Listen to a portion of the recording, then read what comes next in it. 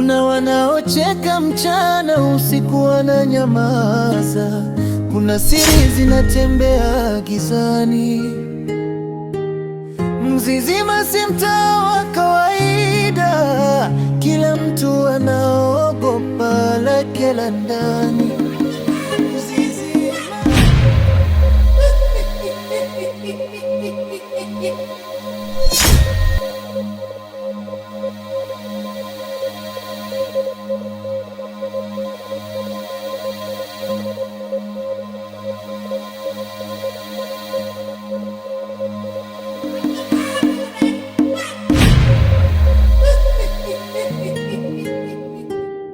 Kuna wanaocheka mchana, usiku wananyamaza. Kuna siri zinatembea gizani. Mzizima si mtaa wa kawaida, kila mtu anaogopa. Bwana, kweli mjini hamna ustaarabu kabisa. Humu ndani hamna chizi dada yangu. Tuko watu watatu tu. Niko mimi, kuna mzee wetu Mlisho na huyo Vasha. Hilo jina Vasha nimemkuta. Vasha jana alikuwa kazini kwenye lindo lake. Kwa amechoka. Amedai naomba apumzike, asisumbuliwe na mtu yeyote. We kaka, mbona chekesha? Niitie Vasha ndani. Mambo yasiwe mengi, naona makelele yanazidi. Ngoja nikuitie wewe Vasha.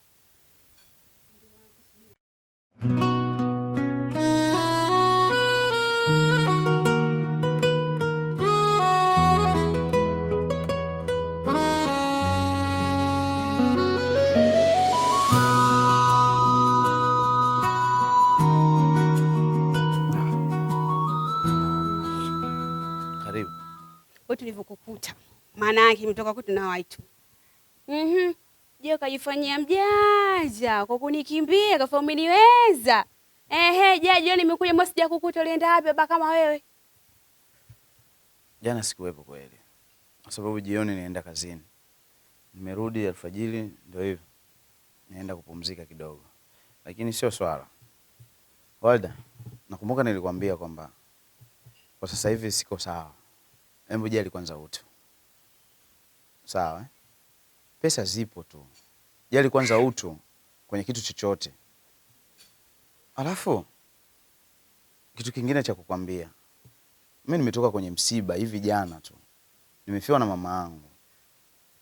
Hapa nilipo bado natafuta nauli niweze kuondoka. Japo niweze kwenda kuona tu kaburi la mama yangu. Hebu nivumilie na wewe pia. Kama mama anaweza kunivumilia na wewe pia nivumilie. We kaka, yombo msiba na hela yangu inahusiana nini? Yaani hapa kikubwa hapa, nipe hela yangu. Mama alichoniagiza, niondoke zangu, unakaa unanichelewesha muda. Muda sio rafiki. Hujui au? Sawa. Kuna kingine? Alafu au basi. Najua unataka kusema nini. Mimi najua umetoa mimba yangu. Yeye wanawake sijui nakuja. Kwani ilikuwa na shida gani kuzaa tu? Mungu, mbona maisha magumu hivi? Mapenzi ya kweli yanashindwa na pesa. Vasha anaumia lakini ananyamaza. Watu wanaona ndoa ni nzuri, hawajui kilicho ndani ya pazia.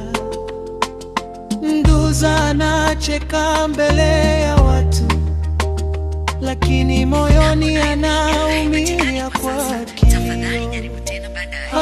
Alijaribu kuvumilia kwa muda mrefu, kwa sababu mapenzi bado yapo ndani, lakini moyo umechoka kubeba mzigo. Anahitaji amani maishani. Nduza analia usiku peke yake. Shani mapenzi yamekuwa adabu kwake. Alitamani furaha, kapata maumivu. Anaishi na hofu ndani ya moyo wake. Nduza analia usiku mapenzi yamekuwa adabu kwake. Alitamani furaha, kapata maumivu, anaishi na hofu ndani ya moyo wake. Anapitia mengi bila msaada. Hivi udada alotoka hapa kwa nini nani yako? Kilambasi ni madada tu wa mjini hapa, kama unavyofahamu. Sisi ambao tunajiingiza kwenye mahusiano na hao madada zetu wa mjini, ndio hivi vitu ambavyo tunakutana navyo. Yule alikuwa mpenzi wangu na ni mtoto wa mwenye nyumba. Kwa hiyo mama yake amemtuma hapa kwa ajili ya kuja kuchukua hela ya kodi, lakini mwisho wa siku kama unavyoona ustaarabu wake, tulishindwana kwa sababu ya ile mdomo wake. Anaka mdomo mwingi. Kwa hiyo achana naye. Ila unajua kaka, kwa nini nimekuuliza hivyo? Dada ni ana adabu. Yaani kizungumza ana adabu kwa sababu kanikuta hapa. Hata kunisalimia hajanisalimia. Wala ananiambia wewe si mshamba, sijui nini. Nikamwambia dada, kwani shida nini? Lakini ile alikuwa anakuulizia wewe, nikaingia ndani ndio nimekuja kukuita. Yaani bora uoe kijijini kuliko kuoa mjini. Wanaokula miguu ya kuku. Chana nao Kilambasi. Mademu wanaoishi mjini wengi wanakula miguu ya kuku. Basi zile vichwa vyao vinavyokuwa ndo kama yaani kuku yaani unampiga hapa, anatoka anaenda pale. Nusu saa tu. Sawa. Maana kama angekuwa bado ni mpenzi wako, inabidi uwe makini sana. Lakini kaka pia uzuri nimekumbuka hapa. Hivi huyu mzee unamuelewa kweli? Huyo mzee Mlisho? Yeah. Mbona mtu wa kawaida sana? Unajua kaka, jana usiku hivi kama saa 6, kama sikosea saa 7 hivi, nilibana na haja nikaenda chooni. Lakini kaka, kilichonikuta chooni, yaani nishamaliza kujisaidia, narudi nikashika mlango Alofunga mlango ni nani? Sioni mtu yote alofunga mlango. Ikabidi labda nianze kusogea kwenye mlango nione nani kafunga huo mlango. Na shangaa nimeshikwa bega kaka. Unasema ilikuwa saa ngapi? Kama saa 6 hivi. Nimeshikwa bega. Nageuka mzee Mlisho. Na ndani mimi sijamuacha. Cha kushangaza, anaanza kuniambia mambo yake kwamba mwisho saa 5 siruhusiwi kutoka nje. Hata kama nikibana na haja kiasi gani, nijisaidie humu ndani. Kilambasi bwana. Wewe kama hujazoea maisha yetu ya kijijini yalivyokuwa hapo awali, ndio yale hayajabadilika chochote huko mjini. Kuna wale ambao wanaopenda sifa na kuna wale ambao wanaotaka kujionyesha wao mimi tu, kuonekana wao ni bora kuliko hata watu wengine. Kwa mzee Mlisho asikutishe. Mzee Mlisho hana chochote. Yaani inawezekana tu jana wewe wakati ule unaingia chooni alitoka ndo akaja tu akakushika bega. Sio kama alikuwa na uchawi wote au kuna vitu wewe alikuwa navyo. Hana chochote. Yaani wewe ni mzee ambaye anapenda, yaani mtaa mzima. Yaani kila kitu yeye anataka kuwa anakijua, hamna kitu ambacho yeye akijui. Kwa hiyo wewe kuwa mpole, relax. Yaani wewe relax, fanya kama yale maisha yetu ya kijijini ndio tuyaletee huko. Kwani kule kijijini wewe umesahau? Tulikuwa na mzee kule, mzee Jumajuma, umesahau? Si ndio maisha yake yalikuwa kama hivi. Alikuwa anatutisha hivi, lakini mwisho wa siku maisha yanaendelea. Kwa hiyo ndio haya ambao tunakutana nao huko mjini. Na hapo bado mtaa mzima una vituko, una yaani una mikasa, bado hujakutana navyo. Potezea mzee. Ila kaka unanipa tu imani, lakini nakumbuka siku ya kwanza nafika hapa, kuna jina liliita hapa. Galambila. Galambila. Kaka, Galambila ina maana gani? Galambila ni jina la utani tu ambalo siku ya kwanza tunahamia hapa, mwenye nyumba alivyokuja tu alisema sisi tunafanana mimi na yeye. Kwa hiyo akasema tu tumewapata leo Magalambila. Kwa hiyo ni jina tu la utani, halina maana yoyote na wala halina ubaya yoyote kakaangu. Kuna siri zinatembea gizani, Mzizima si mtaa wa kawaida, kila mtu anaogopa lake la ndani. Mimi natoka mke wangu. Sawa, lakini mume wangu vipi kuhusu ile swala? Swala gani tena? Si nimekuomba pesa ya nauli, tunatakiwa tukaliangalia kabla la mama. Kuhusu nauli sio? Kwa ina cost bei gani? Kule nauli ni 45.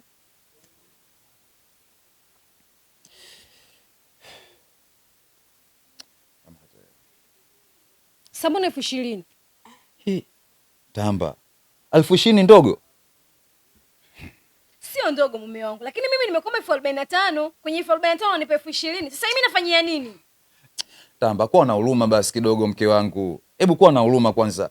Wewe unajua kabisa mazingira yote mimi nawafanya ili nipate pesa huko. Yaani mahangaiko yangu yote unaijua Tamba. Alafu huwezi kuamini nilikuwa na shilingi 30,000 na 30,000 yenyewe nimepata kwa ajili ya Umepata kwa ajili ya nini? Hamna mke wangu. Alafu nakuona, yani wewe hizi siku sikuelewi, hauko sawa kabisa. Sasa sikiliza. Fanya ufanyavyo. Maarufu kuniletea pesa yangu ndani kwa sababu nakujua makoko kwa matando. Sijui unanielewa wewe? Hamna mke wangu. Mambo tu muda mwingine anakuwa naingiliana mjandamo mawazo nini, lakini usijali kuhusu hiyo. Nikwambie kitu mke wangu. Naomba nivumilie. Vuta subira. Nitakurekebishia, nitakupa hiyo pesa nyingine uliyobakia, utaenda kufanya mazingira huko. Niko ndo ulichokisahau. Basi hivyo pasingelika huko ndani. Jana nikutana na kaka yako. Kaka. Na kwambia nini tena? Niambia unapaswa kuolewa, sijui kuna mtu kapata, sijui amekuja hapa ametoa hela, sijui nini. Niachane na wewe. Kwa nini ukamjibu je mzangu? Mimi nachoamini unanipenda. Na hata mimi pia nilimwambia kwamba nampenda dada yako, naye ananipenda. Kwa hiyo nilimwaminisha hiyo. Hapa sasa unajua kunifurahisha. Kwa sasa tunafanya. Mimi sina cha kufanya. Ila zaidi kama bado unavyojua tu, bado niko kwenye ile hisia zangu za majonzi nipo. Lakini all in all naamini kwamba kila kitu kitakaa sawa kwa sababu tumeshazika, watu wameshazika. Mimi ni kitendo tu cha kwenda kuangalia tu kaburi la mama ile hapa na dadangu. Kila kitu kitakuwa poa. Kuna kitu kingine. Kitu kingine kipo feelings yangu. Mimi shida. Kwa msingi. Sawa. Ni 50. Sawa. Hebu nivumilie leo. Kesho kutwa nipambane. Nikishapata tu hela, mimi nitakuletea. Umeanza tena. Yaani leo tumeongea vizuri kwa sababu ndio utanikupa payuka. Mimi naanza kuniuzi. Sasa mimi nimekwambia mpenzi wangu. Alafu unajua yani hivi unavyoanza kususa. Sijui mimi hivi ndio unawapa gepu sasa kaka yako ile aone kama sisi hatupendani. Ndio maana kaka yako anaonekana anapenda hela. Sasa mimi sipendi hivyo, sawa? Sawa kuelewa. Ndio. Mimi nitakupa 5,000 kwa leo Najua 5,000 itakutosha bando, salio. Alafu umenishika mabega. Yakipotea. Bala. Mimi sababu hapa mimi sio mkaaji. Itakusaidia kwa leo. Sawa? Asante kipenzi changu. Mungu anakupenda. Mungu mbona maisha magumu hivi? Mapenzi ya kweli yanashindwa na pesa. Vasha naumia lakini ananyamaza kwa sababu hana uwezo wa kubadilisha.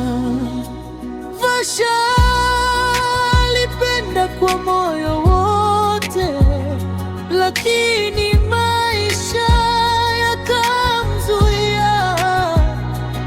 Mapenzi yakabaki maumivu, mapenzi yakabaki maumivu. Vasha nalia usiku kimya kimya, mapenzi yapo lakini hela hakuna, anakupenda wewe. Pesa nazalilisha. Najuta kutenda mama yeye. Nimepata pesa za watu. Yaani ningejua kijumbe ndo kama hivyo. Kama mwenzangu hata nisingeingia. Kijumbe una mdomo. Ulikuwa mtu wa kwanza kupokea. Mimi nahitaji jina la kwanza, uliona simple tu. Mimi ninachokifuata pesa na wala sijafuata maneno ya kwako wala kitu gani. Haya bwana, sawa shoga yangu. Nisikilizie hizo siku 2-3 hapo, nikipata hela nitakuita. Uje kuchukua au nitakuletea huko nyumbani kwako. Maana hatari. Sakina, nakupa siku hizo 2. Nahitaji pesa za watu. Yaani utakapoona nimetinga tena hapa tena, sina swali ya mtume. Yaani mimi ninachokihitaji pesa, hama zako, hama zangu. La sivyo, nitachukua chochote kilichokuwa ndani kwako. Alafu utajua ujui kwamba pesa za watu zinatafutwaje. Tapeli mkubwa wewe. Hatari. Makubwa. Kuendaga huko miela ndo nishakula na hapa nilipo waha na wakimbia na wewe ndo utajua ujui. Kuna wanaocheka mchana usiku wananyamaza. Kwanza samahani kwa kukuita hapa. Sina mamlaka yoyote ya kuweza kukuita. Nimekuita mimi na shida. Na shida yangu ni kuwa na pale nyumbani napokaa kuhusiana na mambo ya kodi. Kodi yangu imeisha mwezi huu na mwenye nyumba anakuja anafoka, anaongea mambo ya ajabu na mwisho wa siku anaweza kunitimua. Sasa nikaona sio kweli nipate aibu wakati udugu wangu upo. Nikasema hapa moja kwa moja nimfuate udugu wangu katika ile pesa yangu ya mwisho wa mwezi, kwa sababu majukumu yote umepewa wewe. Basi ile hela yangu ya mwisho wa mwezi angalau yani nusu yake katika 60,000 nipe 30,000 tu na shida nayo. Yani nikimpata mwezi wapo basi yule hata unisumbua tena. Usijali. Kuna hela yangu ya matumizi ambayo nitakupa. Nashukuru kama utanisaidia kwa sababu kudhalilika nao so poa, maana mtaa wetu wa Mzizima pale. Jambo dogo tu watu wanalikuza liwe kubwa. Afu tena naonekana mimi natolewa vyombo na kitanda kenyewe kile kigodoro tu kipo chini. Na kwa so vizuri. Kwa ndio maana nikasema hapa mimi siwezi kufa na njaa. Basi naenda kuchukulia. Subiri.